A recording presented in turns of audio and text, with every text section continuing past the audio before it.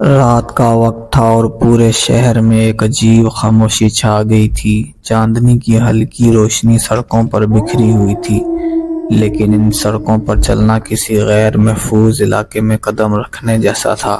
میں اور میری بیٹی مسکان ایک طویل سفر کے بعد شہر کے ایک پرانے علاقے میں پہنچے تھے۔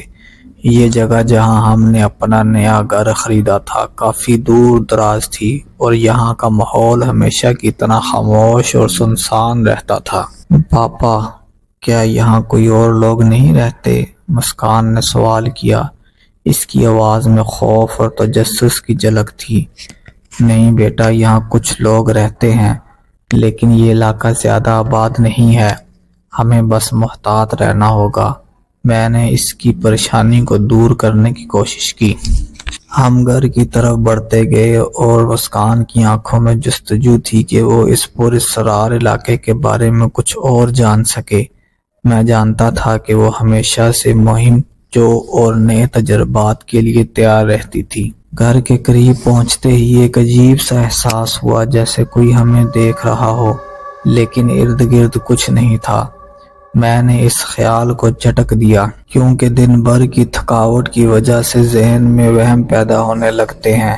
ہم گھر میں داخل ہوئے اور دروازہ بند کیا۔ گھر پرانی نوعیت کا تھا، لیکن میں نے اس میں مسکان کے لیے آرام دہ ماحول پیدا کرنے کی کوشش کی تھی۔ بیڈ روم میں ایک بڑی کھڑکی تھی جس سے چاندنی کا سایہ اور درختوں کی سرسراہٹ صاف سنائی دے رہی تھی۔ مسکان کھڑکی کے قریب جا کر باہر دیکھنے لگی۔ بابا دیکھو، وہ درختوں کے پیچھے کچھ ہے۔ مسکان کی آواز میں ہلکا سا خوف تھا۔ میں فوراً اس کے پاس آیا اور کھڑکی سے باہر جھانکا، لیکن کچھ دکھائی نہ دیا۔ بس بیٹا، وہ صرف درخت ہیں، میں نے اسے تسلی دینے کی کوشش کی۔ رات گزر گئی، لیکن میں چین سے نہیں سو سکا۔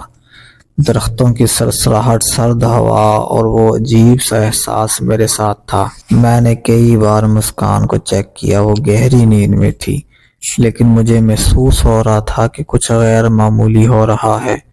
اگلے دن جب ہم باہر نکلے تو وہی خوفناک سکوت اور سنسان سڑکیں ہمیں ملیں۔ میں مسکان کے ساتھ بازار گیا تاکہ کچھ ضروری اشیاء خرید سکوں۔ راستے میں ایک بوڑھی عورت ملی جس کی آنکھوں میں ایک عجیب سی چمک تھی۔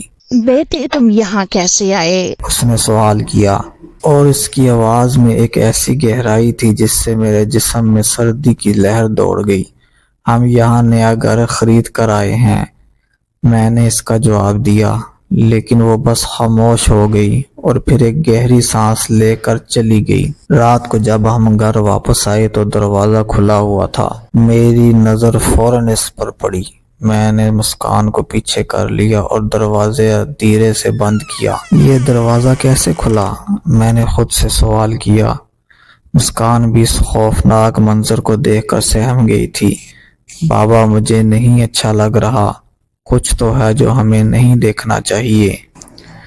میں نے اس کی بات پر دھیان دیا اور سوچا کہ ہمیں کچھ احتیاطی تدابیر اپنانی ہوں گی۔ رات کو میں نے دروازے اور کھڑکیاں اچھی طرح سے بند کر دیں، لیکن پھر بھی وہ خوف محسوس ہو رہا تھا۔ دوسرے دن مسکان نے ایک اور چیز دیکھی۔ وہ آہستہ آہستہ مجھ سے بات کرنے لگی۔ بابا، وہ سایہ جو کھڑکی کے باہر دکھائی دیا تھا، وہ پھر سے آیا تھا۔ یہ بات سن کر میرا دل دھڑکنے لگا۔ وہ سایہ کیا تھا؟ میں نے پھر ایک دفعہ کھڑکی سے باہر جھانکا، لیکن کچھ دکھائی نہ دیا۔ میں نے فیصلہ کیا کہ میں کچھ تحقیق کروں گا کہ یہ علاقہ اتنا سنسان کیوں ہے، اور یہاں کے لوگوں کے بارے میں کچھ معلومات حاصل کروں گا۔ ایک دن میں نے اس علاقے کے ایک پرانے مکین سے بات کی۔ اس نے بتایا کہ یہ جگہ کبھی ایک قدیم قبرستان تھی، اور لوگوں کا کہنا ہے کہ یہاں کی مٹی میں کچھ عجیب طاقتیں ہیں۔ وہ بتا رہا تھا کہ کئی لوگوں نے یہاں راتوں کو عجیب آوازیں سنی ہیں، اور کچھ نے تو یہاں اپنے عزیزوں کی روحوں کو بھی دیکھا ہے۔ پھر آپ یہاں کیوں رہ رہے ہیں؟ میں نے حیرت سے سوال کیا۔ یہ جگہ مجھے بہت سکون دیتی ہے، میں نہیں جانتا کہ کیوں، وہ شخص مسکرا کر بولا۔ جب میں نے اس شخص سے مزید سوالات کیے تو وہ بتانے لگا کہ یہ علاقہ ہمیشہ سے عجیب و غریب واقعات کا گواہ رہا ہے اور کبھی کبھی کچھ ایسی چیزیں دکھائی دیتی ہیں جو انسانوں کے لیے قابل فہم نہیں ہوتی۔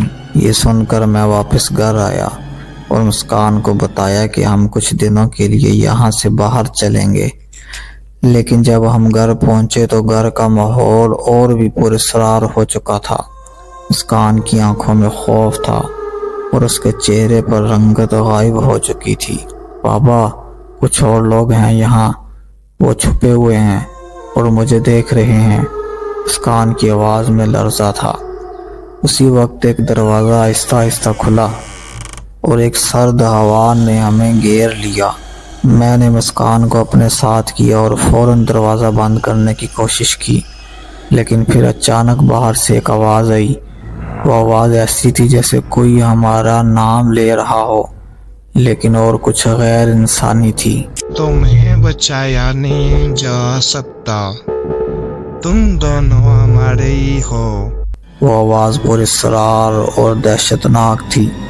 مسکان کو لے کر میں فوراً باہر کی طرف دوڑنے لگا، لیکن جیسے ہی ہم گلی کے کونے پر پہنچے، ہمارے سامنے ایک جادوئی سا دھندلا سایہ نمودار ہو گیا۔ وہ سایہ ہم دونوں کو گھیرنے کے لیے بڑھ رہا تھا، اور پھر جب ہم اس سائے کے اندر پہنچے مجھے یہ احساس ہوا کہ ہم کسی اور دنیا میں منتقل ہو چکے ہیں، ایک دنیا جو ہماری سمجھ سے باہر تھی اور جس میں ہمیں بچنے کا کوئی راستہ نہیں تھا۔ جب ہم اس دھندلے سائے کے اندر پہنچے تو سب کچھ بدل گیا تھا۔ ہمارے آس پاس کا منظر ایک لمحے میں تبدیل ہو چکا تھا۔ ہم جس گلی میں چل رہے تھے وہ گلی ایک طویل، سنسان اور تاریک راستے میں تبدیل ہو چکی تھی۔ سڑکوں پر بوسیدہ درخت کھڑے تھے اور ان درختوں کی ٹہنیاں ایسے محسوس ہو رہی تھیں جیسے وہ ہمیں گور رہی ہوں۔ بابا، یہ کیا ہے؟ یہ کہاں آ گئے ہم؟ مسکان کی آواز میں خوف اور اضطراب تھا اور اس کی گرفت میری انگلیوں پر اور زیادہ سخت ہو چکی تھی۔ میں نے اس کا ہاتھ مضبوطی سے پکڑا اور اسے تسلی دینے کی کوشش کی۔ پریشان نہ ہو بیٹا، ہم جلد یہاں سے نکلیں گے۔ لیکن میں جانتا تھا کہ میرے اپنے دل میں بھی بے چینی بڑھ رہی تھی۔ یہ وہ جگہ نہیں تھی جہاں ہم جانا چاہتے تھے۔ یہ جگہ غیر قدرتی اور پراسرار محسوس ہو رہی تھی۔ اسی دوران ہمارے سامنے ایک بھورا سا دروازہ نمودار ہوا جس پر ایک عجیب سی علامت کھدی ہوئی تھی۔ علامت کچھ ایسی تھی جو میں نے پہلے کبھی نہیں دیکھی تھی۔ جیسے ہی ہم دروازے کے قریب پہنچے وہ خود بخود کھل گیا اور ایک عجیب سی ٹھنڈی ہوا کا جھونکا ہمیں اندر کی طرف کھینچنے لگا۔ مسکان نے میرے ہاتھ کو پکڑتے ہوئے کہا، بابا وہاں کچھ ہے، ہمیں وہاں نہیں جانا چاہیے۔ لیکن اس وقت میرے اندر ایک عجیب سی کشش تھی، جیسے کوئی طاقت ہمیں اندر جانے پر مجبور کر رہی ہو۔ میں نے اس کا ہاتھ چھوڑا اور دروازے کے اندر قدم رکھا۔ مسکان نے ہمت سے کام لیتے ہوئے میرا پیچھا کیا اور ہم دونوں اس پراسرار دروازے کے اندر داخل ہو گئے۔ دروازہ بند ہو چکا تھا اور ہم ایک وسیع ہال میں پہنچ چکے تھے جس کی دیواروں پر کچھ پراسرار تصویریں اور علامتیں بنائی گئی تھیں۔ ہر تصویر میں ایک ہی جیسے خوفناک چہرے نظر آ رہے تھے جن کی آنکھوں میں خوف کا عنصر تھا اور وہ جیسے ہمیں گور رہے تھے۔ یہ کیا ہے؟ مسکان نے کانپتے ہوئے سوال کیا۔ میں اس کا سوال کا جواب دینے کی بجائے خاموش رہا۔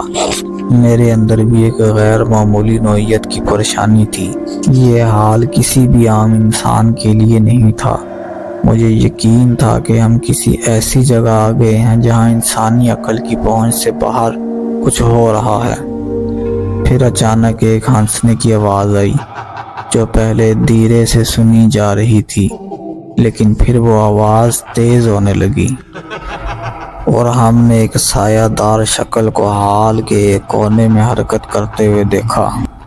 وہ سایہ ہماری طرف آ رہا تھا۔ کون ہو تم؟ مسکان نے خوف سے لرزتے ہوئے پوچھا، لیکن اس سے پہلے کہ وہ سایہ جواب دے پاتا ایک اور آواز آئی، ہم تمہیں نہیں جانے دیں گے۔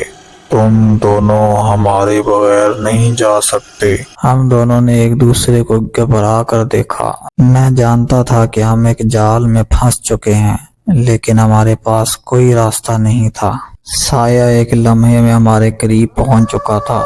जब हमने इसे अच्छी तरह देखा तो वो एक नीम इंसानी नीम रूहानी शक्ल थी। उस साए ने हमारे साथ क्या किया और हम किस तरह उस साए से बच कर निकले, ये जानने के लिए आपको दूसरा हिस्सा देखना होगा। उसके लिए आप हमारे चैनल को सब्सक्राइब कर दें ताकि आपको नोटिफिकेशन मिल सके।